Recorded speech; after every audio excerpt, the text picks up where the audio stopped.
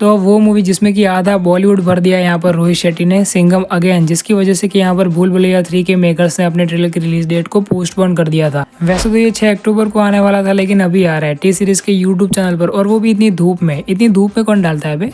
पूछा किसी ने?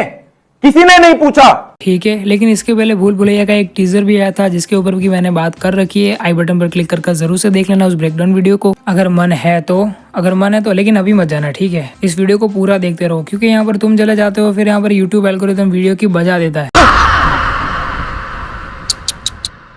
Manju, I am coming for you.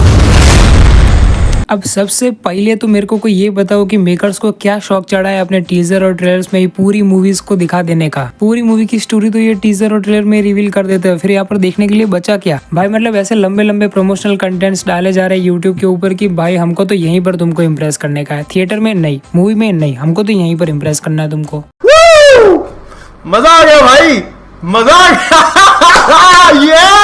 अब चलो छोड़ो इन सारी बातों को। भूल भुलैया 3 का ये ट्रेलर देखने के बाद इतना तो समझ में आ रहा है कि ये वाला जो पार्ट है इसका ना तो पार्ट 1 से कोई रिलेशन है और ना ही पार्ट 2 के साथ। भूल भुलैया फ्रेंचाइज का ये कैश ग्रैबिंग पार्ट 3 डील करेगा कम्प्लीटली नई स्टोरी के साथ, जहाँ पर की कुछ कैरेक्टर्स यहाँ पर पार्ट 2 से सेम टू सेम ही रखे गए हैं, जैसे की अपने कार्तिक आर्यन, अपने मेन लीड यानी कि रूह बाबा, और भाई अपने इस मूवी फ्रेंचाइज के ओजी कॉमिक कैरेक्टर्स जैसे की राजपाल यादव एस छोटा पंडित और संजय मिश्रा एस पता नहीं क्या, वो तो पार्ट 2 में ही आए थे शायद। अब उनसे तो कोई कंप्लेन नहीं है, उल्टा उन्होंने काफी अच्छा काम किया भूल भुलैया पार्ट 2 में, सबसे ज्यादा उन्होंने हंसाया। लेकिन वो पार्ट 1 के परेश रावल कैरेक्टर और अक्षय कुमार भाई साहब छोड़ो, अब उस वाइब में नहीं जाएंगे, यहीं पर आएंगे वापस। और अब हाँ, यहाँ पर भूल भुलैया पार्ट 3 में बाकी सारे कॉमिक कैरेक्टर्स को एज इट इज डाल दिया है, बस उनके लुक में माइनर चेंजेस किए गए हैं। और हाँ, सॉरी टू से, लेकिन आप जो यहाँ पर थियरीज बना रहे थे ना कि पार्ट 1 के ओजी राजपाल यादव यानी कि छोटा पंडित पार्ट 3 में दिखने वाले हैं, तो गया खत्म, bye bye, tata, goodbye, गया।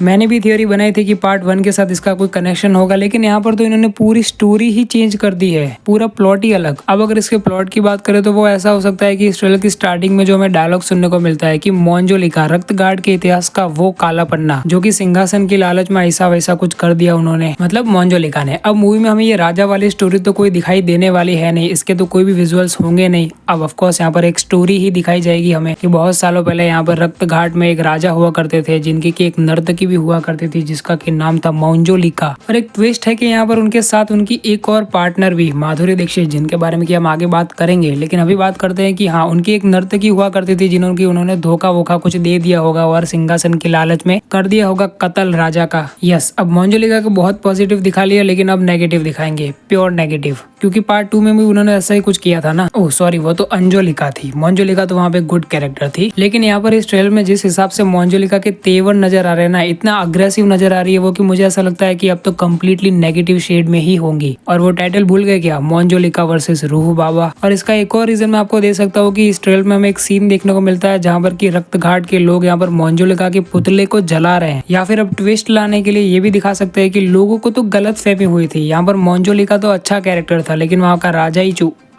मतलब बुरा था। अब ये कुछ भी कर सकते हैं क्योंकि ये भूल भुलैया 2 के मेकर्स है। भूल भुलैया 2 का ट्विस्ट वैसे बढ़िया था लास्ट का, तो अब क्या पता सेम पार्ट 3 में भी ऐसा कोई ट्विस्ट डाल दे, भगवान जाने। वैसे मैंने तुमको पहले बताया, ठीक है? अब ये सच हो गया तो यहाँ पर कमेंट्स में आना तारीफ करने। नोटी हो रहा। चलो ठीक है, मत आना। इस सीन को देखने के बाद इतना तो पता चल ही रहा है कि यहाँ पर मोंजोलिका की एंट्री हो रही है। मतलब पहली बार मूवी में मोंजोलिका एज विद्या बालन हमें यहीं पर दिखाई जाएंगी, जो कि सारे लोग यहाँ पर मोंजोलिका के पुतले को जला रहे होंगे और अपने राजा को सेलिब्रेट कर रहे होंगे। और वहाँ पर विद्या बालन का कैरेक्टर आएगा और उनको बताएगा, क्या बताएगा?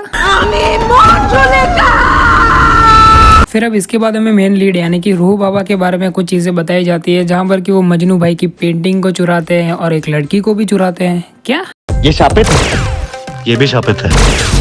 अब उनको लेकर जितना भी कुछ दिखाया गया है उससे हमें ये पता चल रहा है कि रूह बाबा का जो कैरेक्टर है वो सेम है भूल भुलैया पार्ट 2 से, इसका कोई भी लेना देना नहीं है। और उनकी जो पिछली लव इंटरेस्ट थी यानी कि कियारा आडवाणी, उनको तो भूल ही जाओ आप, क्योंकि अभी जो ट्रेंडिंग में चल रही है उनके बारे में तो तुम जानते ही हो। बहुत अच्छे से जानते हो मुझे लगता है। अब जो यहाँ पर मूवी में रूह बाबा का कैरेक्टर होने वाला है उसके बारे में भी सब कुछ पता चल रहा है साफ साफ कि यहाँ पर रूह बाबा धंधा करते हैं उन भूतियों से जो कि भूतों से डरते हैं और उनसे पैसे कमाते हैं। वैसे ये भूतिया वर्ड इन्होंने ट्रेलर में बोला है, ठीक है। और अब ये जो यहाँ पर रूह बाबा का बिजनेस है उसका नाम बाबा सर्विसेज करके ऐसा कुछ है और यही बिजनेस करते करते इनको एक बड़ी पार्टी मिल जाएगी जो कि ऑब्वियसली होगा रक्तगढ़ का शाही परिवार जिनकी की एक बेटी भी होगी। और अब ये बोलते हैं कि ट्रेलर में कि वो खो गई है, जो कि अभी बच्चा जानता है कि वो खोई नहीं है बल्कि भाग गई है। और यहाँ पर हीरोइंस की ये आदत ही होती है ना कि हम अमीर है तो क्यों है हम अमीर, हम तो भागेंगे। और अब ये मुझे कैसे पता चला कि यहाँ पर तृप्ति डिमरी की ही बात हो रही है, यानी कि हीरोइन की ही बात हो रही है, क्योंकि यहाँ पर ये महाशय जब यहाँ पर रूह बाबा को जो फोटो देते हैं ना उसमें क्लियरली दिख रहा है बैक से कि यहाँ पर ये तृप्ति डिमरी ही है। और अब वही होगा जो सोचा है, यहाँ पर ढूंढ कर वापस वो महल में लेकर आ जाएंगे, यहाँ पर अपने रूह बाबा और प्यार में भी फंसा लेंगे और शादी भी होने वाली होगी। लेकिन जो एंडिंग वाला डायलॉग है ना कार्तिक आर्यन का, आओ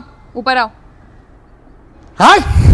अब यहाँ पर ये हर्ट बोलने का रीजन तो सिर्फ एक ही हो सकती है ना, मोंजोलिका के डर से ही भागने की कोशिश कर रहे होंगे यहाँ पर कार्तिक आर्यन। अब लेकिन भाई यहाँ पर अगर एक मोंजोलिका होती तो शायद भाग भी लेते, लेकिन अभी तो दो मोंजोलिका है, एक विद्या बालन और एक माधुरी दीक्षित। अब इन दोनों के बीच में फाइट भी नजर आ रही है भाई हमें एंड में। टीजर के ब्रेकडाउन के वक्त मैंने बोला था ना कि अगर ये फेस ऑफ देखने को मिल गया तो मजा ही आ जाएगा भाई, इन्होंने ट्रेलर में दिखा दिया, चलो ये भी अच्छा है। अब लेकिन यहाँ पर ये जो दो कैरेक्टर्स है ना, यहाँ पर विद्या बालन और माधुरी दीक्षित का, अब इन दोनों ही कैरेक्टर्स को लेकर मेरी ये थियोरी भी हो सकती है और ये राइट भी हो सकता है मूवी के अंदर। अब देखते हैं क्या होता है, लेकिन मेरी थियोरी ये है कि इन दोनों कैरेक्टर्स में से किसी एक कैरेक्टर को मल्टीपल पर्सनालिटी डिसऑर्डर है और किसी एक कैरेक्टर में सच में यहाँ पर मोंजोलिका की आत्मा आ गई है। अगर ये थियोरी सही होती है मूवी में, अब अनीश बज्मी मेरे जैसा आउट ऑफ द बॉक्स सोच पाए तो है।